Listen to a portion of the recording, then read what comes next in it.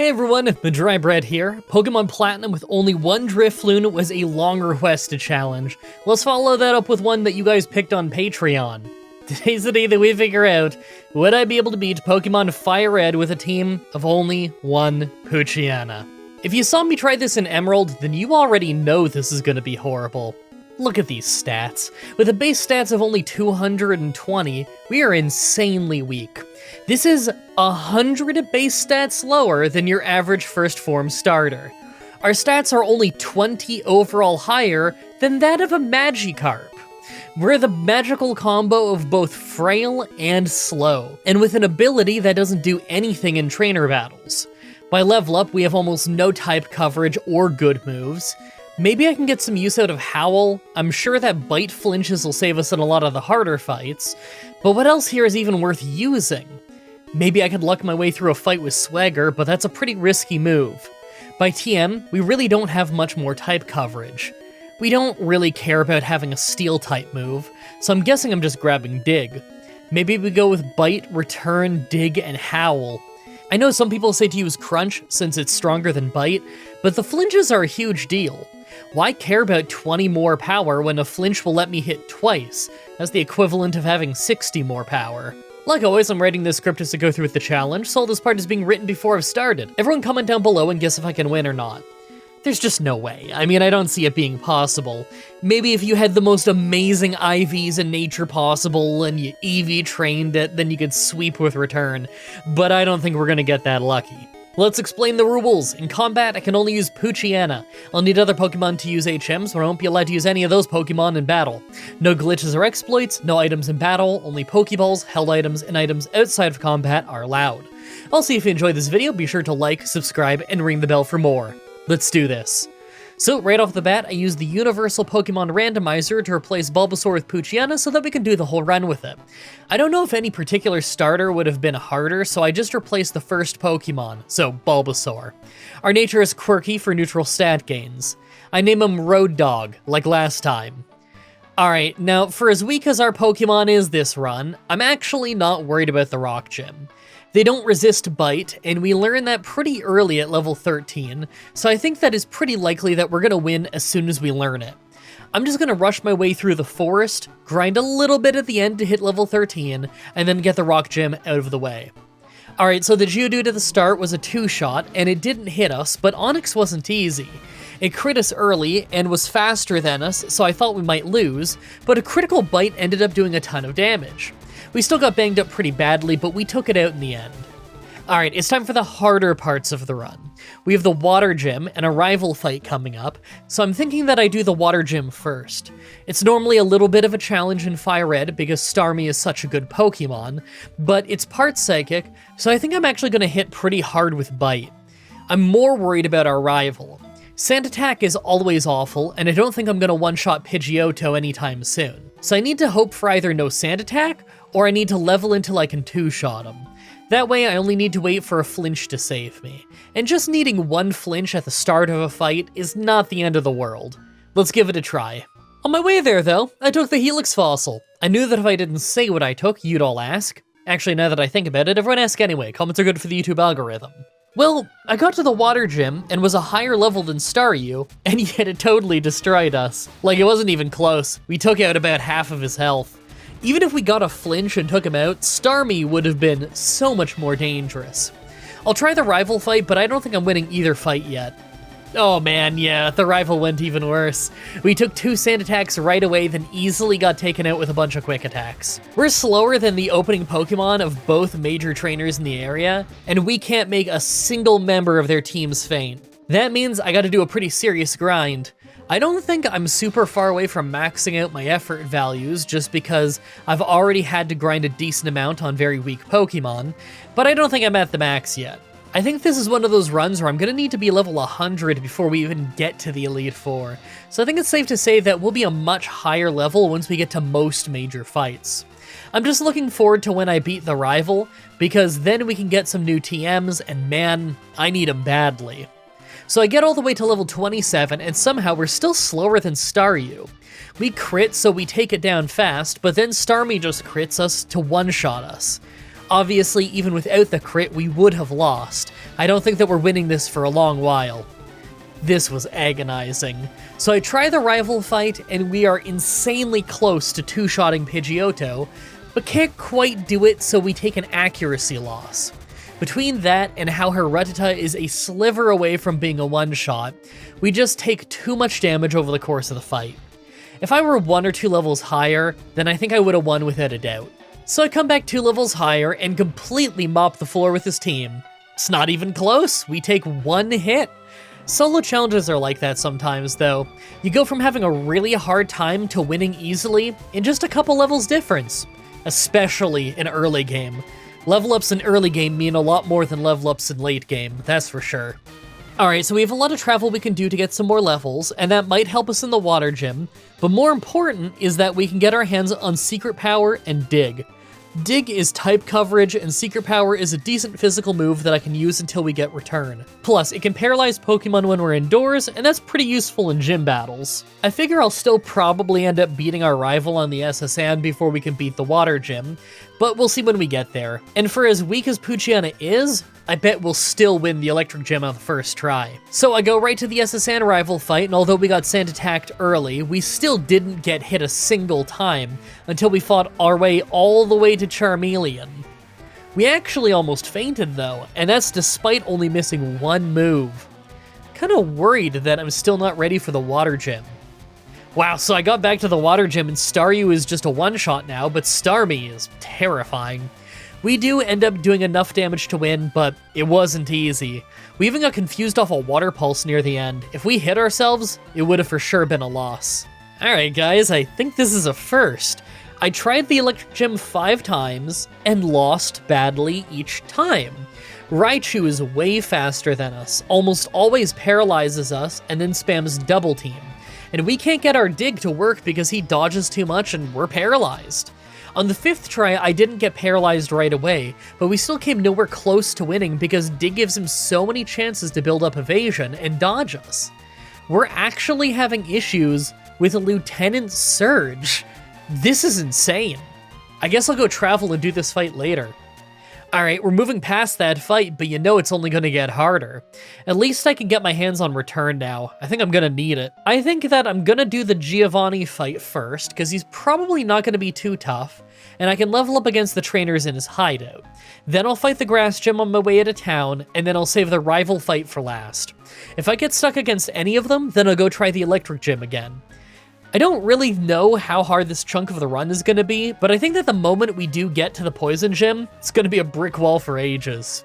Also, by the way, the show is mostly fan-funded nowadays. I'm sure you've noticed that every YouTuber on the planet is currently talking about how the YouTube algorithm changes slashed most people's views by like 40% over the last many months, and of course it hit me too. There was some argument for a while that it was restricted mode, but it turns out it definitely wasn't restricted mode. It seems like it's something about how desktop views are counted on YouTube.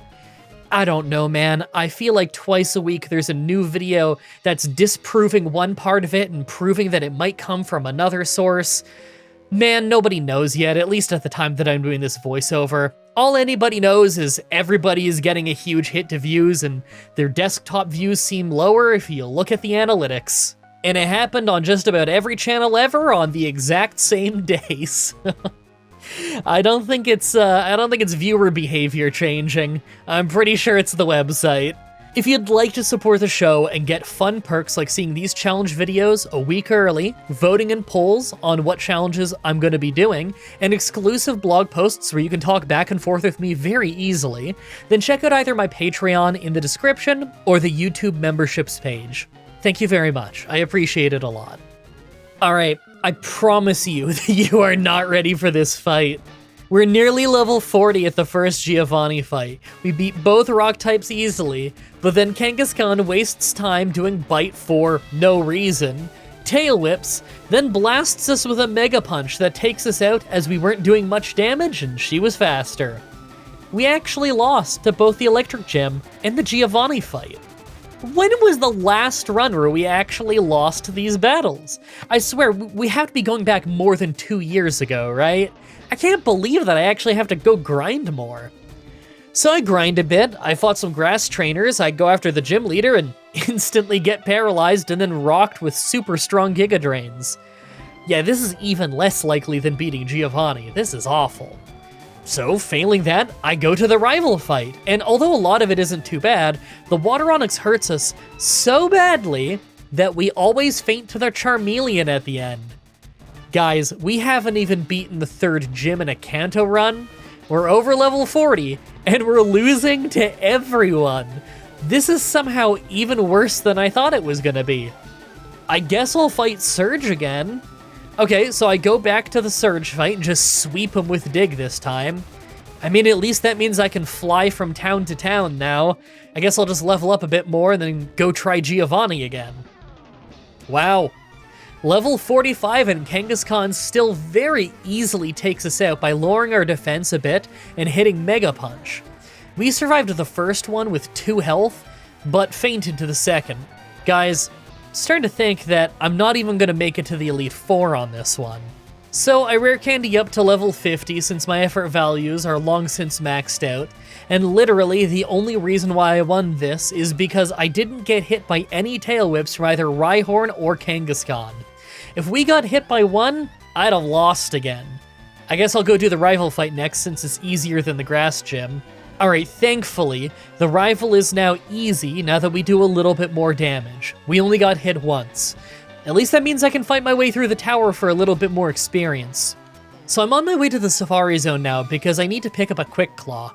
I know we're not crazy slow, but you'd be surprised just how many Pokemon we're slower than anyway, so I'm hoping that the Quick Claw helps us out in some vital fights. That said though, it's not going to save us. We have the Poison Gym coming, where 3 of his 4 Pokemon are immune to Dig, they're all quite tanky, and they can ruin our accuracy or poison us. I don't even think we're winning that fight below level 70, let alone 50.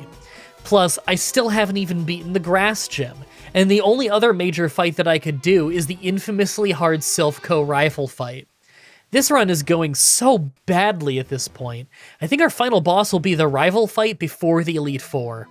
It reminds me of my Platinum Shinx run with how insanely weak we are. You should probably just start making your guesses now on what fight I won't be able to beat, because I mean there's no way that we're making it to the end of the run. I'm still gonna try though. Wish me luck, because I'm gonna need it. Okay, so I get to the Poison Gym at level 56, and instantly we lose accuracy and get hit by Self-Destruct to nearly get one-shot. Then Muck obviously takes us out. Well, you know what? I'm gonna give that Grass Gym a try again. So I get back to the Grass Gym, and right away we still get paralyzed because I'm not getting a one-shot despite being nearly double their level. Because of that, she has her Victory Bell and Vileplume constantly spamming Giga Drain. It doesn't do as much as it used to, but it still hurts. In the end, it was extremely close, and one more turn of paralysis would have ruined us. But we got a hit and took him out. I guess I just need to level up and try the Poison Gym some more. Alright, level 60, and we finally got a little bit of luck on a try. Yes, we still lose accuracy early, but we actually ended up taking out both Coughing and Muck pretty easily, despite Muck using Minimize. The problem is that because we can't one-shot the Coughings, the second one hits Toxic. Obviously, we lose quickly once we get to Wheezing, since we've already been badly poisoned by then. Look, what level do you think I can one-shot the Coughings at? 65, 68, 70? I'm gonna guess 68 myself. Once we can one-shot them, then I think that we can win for sure. We're just gonna need those one-shots on Coughing so that we can't lose accuracy. Hey, would you check it out?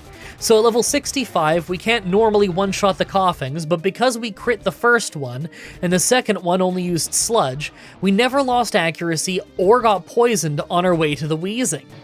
Now he did hit us with Toxic, but it didn't have time to build up, so we took him out. The fact that I got him to waste his Hyper Potion on a Coughing may have actually saved us against the Wheezing, so that went great. Alright, so I went after the Fire Gym right after, and although we do pretty great damage, we don't last long at all as soon as the evolved Pokemon show up. Dig is nice, but we're still weak, and Intimidate makes it much worse. I think that maybe I should just take a shot at our rival instead. Alright, so right away we're against Pidgeot, and it actually goes fine. We hit him really hard. The Water Onix that was second was obviously harder, but because of a flinch, we actually got hit once. It was Dragon Rage, so we took a decent chunk of damage, but we still got the knockout. The problem is that third is Charizard, and we get outsped and taken out by Flamethrower. Charizard is a really fast Pokemon, so I expect this is probably going to happen for a long time.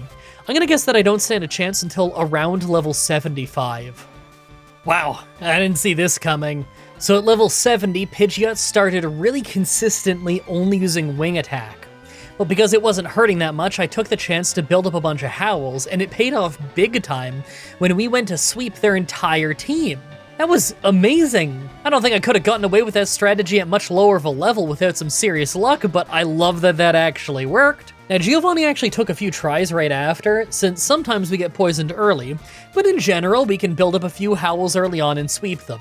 It's not hard, we just need to get a little bit of luck to not get poisoned super early in the fight. After that is obviously easy, it's the Psychic Gym. I don't think they have a single good non-psychic move, so there's just no way we could have lost with a Dark type. Oh, and before I go back to the Fire Gym, I almost forgot about the Grass Gym. Yeah, it's real easy now, we're over double their level. Back to the Fire Gym though, and it's still really hard. I want to build up my Howl early, but we can only get 2 in because of Fire Blast hurting us so bad. We're faster than his whole team now, so we can sweep them pretty well, but Arcanine isn't that close to being a one-shot, so we go down. Okay, well, maybe in just a few levels I could get an extra Howl in. That would get us the win for sure. Oh, well, this one turned out great. I got a few levels and it wasn't enough to survive a third Fire Blast, but it didn't matter. One missed, so we got an extra Howl, and that was enough to sweep him with Dig. I hope that we can do something similar in the Ground Gym. Okay, this Ground Gym took forever. So here's the thing. We can do 2 Howls right at the start, then it should be easy to sweep his whole team. But for 14 attempts in a row, we either get crit by an Earthquake, poisoned from Poison Point on Nidoqueen, or poisoned from Poison Point against Nidoking. That's awful, because if I get poisoned by either one, then I faint at least 1 turn before I would normally win. On the 15th try, I just didn't get poisoned or crit, so I won. But that means we're on to the second from last rival fight, and I don't think I'm going to be ready for this one for quite a while. Rival time. So right away, I used 3 Howls since Pidgeot wasn't doing much damage, then we just got the one-shot. Rhyhorn was a one-shot with a bite, and believe it or not, but even after the attack drop from Water Onix, we still score a one-shot. Execute was of course a one-shot, but after that is Charizard, and he's faster and one-shots us. I mean, that's not so bad, we just have to wait until the Quick Claw kicks in, right? Well, it took an insane 18 tries before we finally got Quick Claw to kick in, and it turns out that it wasn't even enough to save us because we can't get the one-shot yet. Man, I just wasted like half an hour doing that. I'm getting up to level 82, that's gotta be enough. Well, we can get an extra Howl in now, so I'm sure that we would be able to take him out, but we're still slower and need Quick Claw to kick in. I really don't want to spend another half an hour trying to get Quick Claw to work, so what I'm going to do is I'll try for 20 minutes, and failing that, I'm going to level up.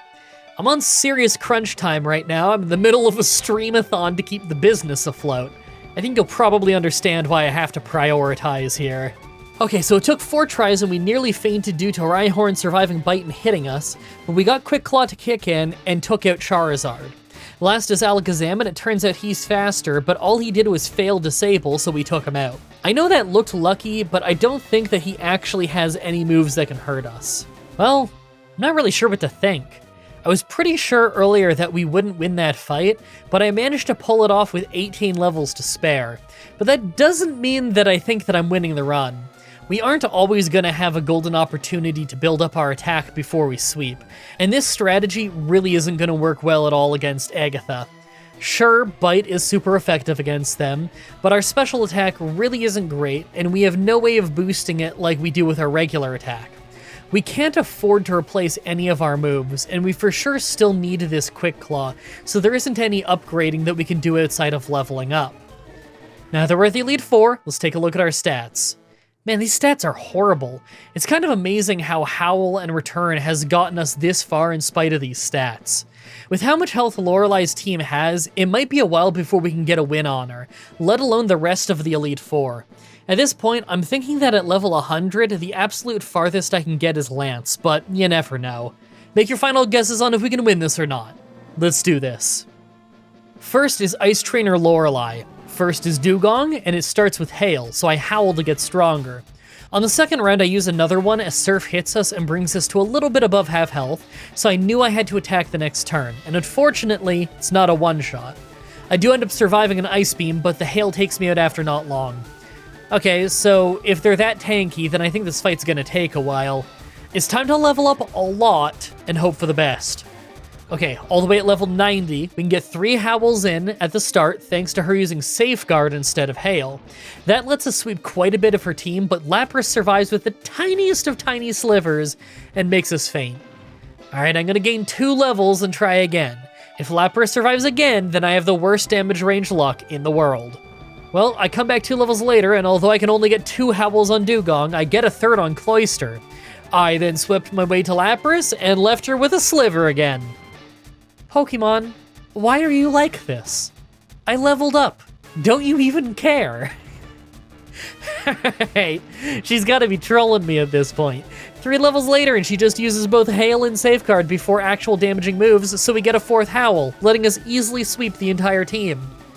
Why could she have not just done that when I got here the first time? Second is Fighting Trainer Bruno. Right away we start with absolutely insane luck as Rock Tomb missed us twice. I only wanted to use 1 Howl because I knew that I couldn't afford to get slowed down. So although I was able to take out Onix and sweep some of his team, Machamp survived and cross-chopped us for a one-shot. I think it's time I top off my level and make tons of attempts. So I took 3 tries at this fight and kept losing because even 1 Rock Tomb will make us too slow to survive Hitmonlee. But often, Onix uses Earthquake. I ended up eventually winning with 1 Howl just between good luck with bites and cross-chop missing. That move one-shot me 3 different times. It was rough. Third is Ghost Trainer Agatha. Right away, we bite the first Gengar for massive damage and it flinches, so I just let it heal, then take it out. Golbat is an easy 2-shot with Return, although we lost a little bit of health, and Arbok is a 2-shot with Dig. We actually had good health by the time I got to the second Gengar, but it puts us to sleep right away and hit Sludge Bomb over and over. We woke up and did some good damage, but we still fainted. Being slower than it is a huge problem. I'm gonna keep trying though. I know if I don't fall asleep for round 2, then I could win this. You know what? This actually wasn't that bad. We lost 3 tries to getting poisoned off random sludge bombs, but on the 4th try, we pretty easily bit our way through all the ghosts. Hypnosis failing really was all we needed for that fight, but I don't really have high hopes for the next one. 4th is Dragon Trainer Lance. Well, first is Water Onix, and it's not really hurting us all that much. He's got Intimidate, so I need an extra Howl to undo that, but Twister hardly does anything, and Dragon Rage is only a little bit stronger. I thought the most he could do would be 40 damage, but on the first try he switched to Hyper Beam when we had 60 health left, so on the second try I just hit Return at the 60 health mark and got a one-shot. And of course after that, we swept his entire team! And here I was thinking we wouldn't win that fight. But am I ready for the Pokemon Champion though? Finally, the Pokemon Champion. So after losing this fight 13 times to the insane randomness on what Pidgeot was going to do between hurting us, Sand Attack, and Feather Dance, I realized that he always sends out Alakazam second, so I may as well just use 1 Howl, take out Pidgeot, and then build up the rest against Alakazam because he can't hurt me anyway. The problem is that he always lets off a Reflect, so not everything is a one-shot. Then the Charizard at the end is faster than us and takes us out every time. So that means I have to do this fight over and over until we get the Quick Claw on Charizard, and we also probably need to not get Sand Attacked at the start. I mean, it's for sure possible that we win, but this might take a while. Alright, so what you're looking at right now is a picture of how many more times I had to try this fight. All the unnamed footage here is failed attempts I tried with Speed Up on. It took 25 tries just to even get to Charizard again, because we need crazy luck against Rhydon. It was using Scary Face, and that would make us lose the second we get past him because our speed is too low. We also need Pidgeot to not use Sand Attack, a move he uses almost every single try. I also have to be very careful about when I make Alakazam faint, because I need Reflect to wear off on the same turn that he faints, or I can't possibly beat Rhydon. This fight is a nightmare. And yet, on the 27th try, we finally had Quick Claw kick in on Charizard, and we won. The funny part is, Rhydon went for Rock Tomb and missed, so it was probably the only attempt where it didn't matter if Quick Claw kicked in. We probably would have survived whatever Charizard did anyway. This is truly a Pokemon moment. I can't believe I won that. For real, I thought I didn't stand a chance at all. This isn't a bit. This isn't a meme. Like, I lost this in Emerald. I thought there was no way I'm beating this in Fire Red. I wonder if maybe I just had really good IVs or something, because I was convinced I was not going to pull that one off. Really hope you guys like that run. The next Pokemon Challenge should be up next week on Saturday, like usual, with Pokemon White 2 with only one Klink. As always, I'm looking at your suggestions in the comments, in the challenge request section of my Discord channel, and on Twitter. Subscribe, ring the bell, stay tuned. Outro time. My voice is sore. You know why?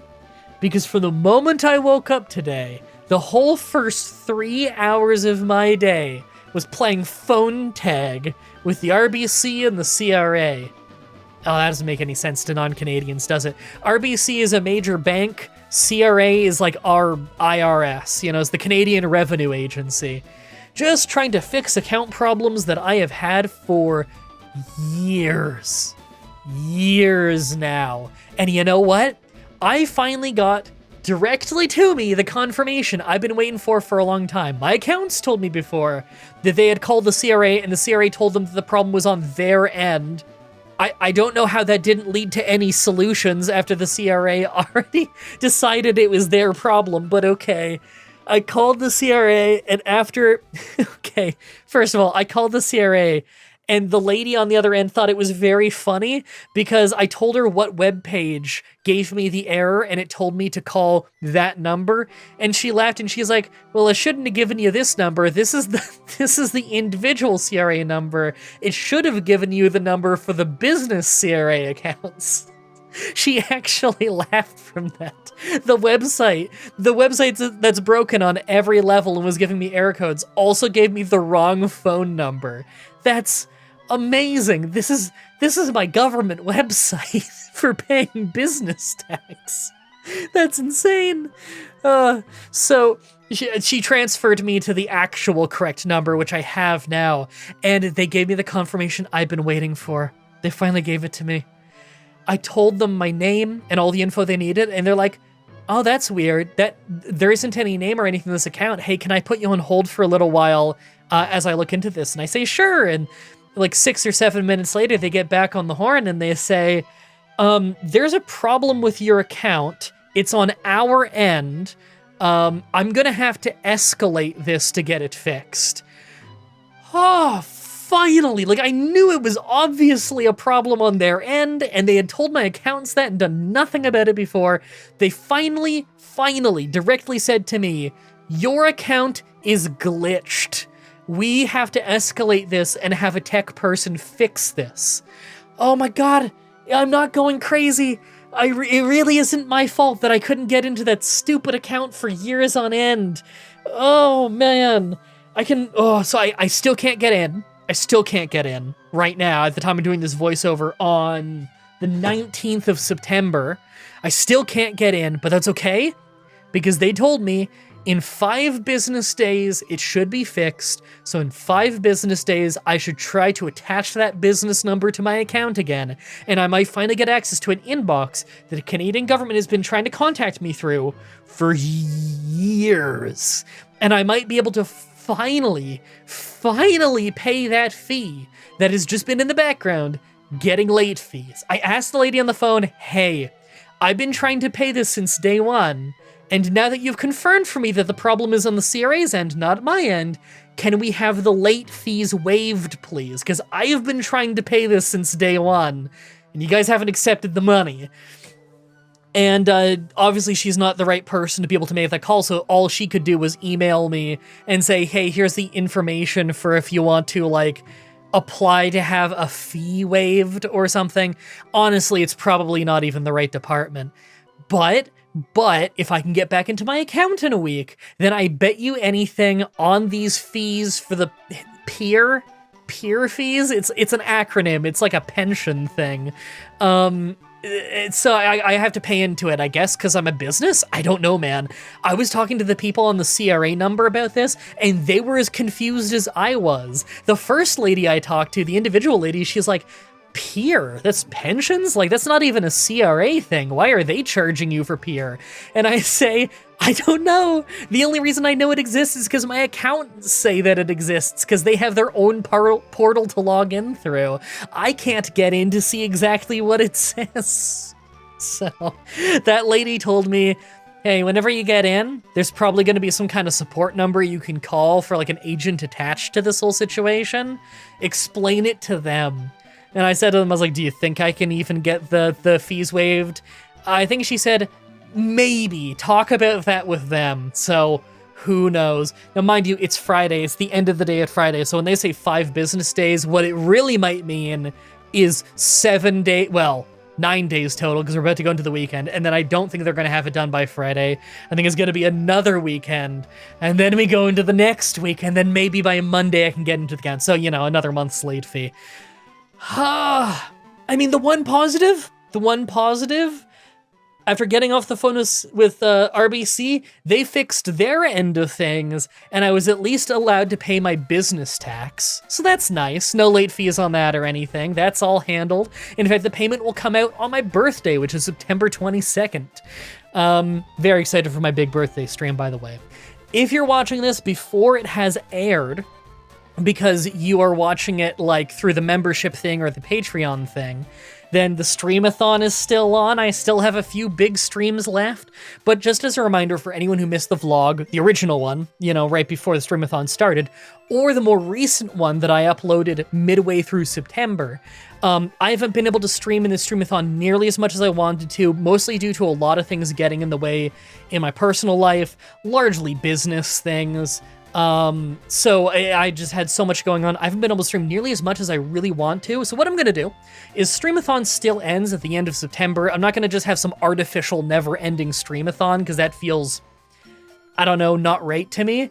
What I'm going to do is just after September, I'm just going to stream a lot more often in general, because I have some life changes happening in October that's actually going to make it a lot easier. My girlfriend's moving in, and so I'm going to have a lot more support around the house, and thus a bit more free time around the house, and I can dedicate more of that free time to hopefully streaming a few times a week, a little bit on YouTube, a little bit on Twitch. Again, the recordings always go up on YouTube in the playlist section of this YouTube channel after, so you don't miss anything if you want to watch that stuff, even if you didn't manage to catch it live.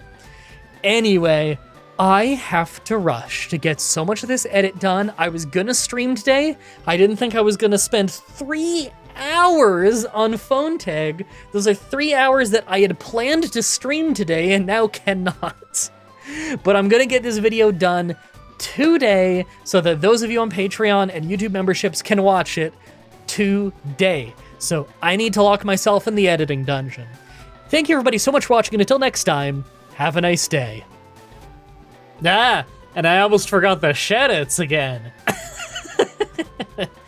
Thank you so much, Jacob Busby, Javid Khosrow, Dan Sorrell, and Grayson Fitz for the continued support. It really does make a pretty huge difference. Now you're allowed to have a nice day.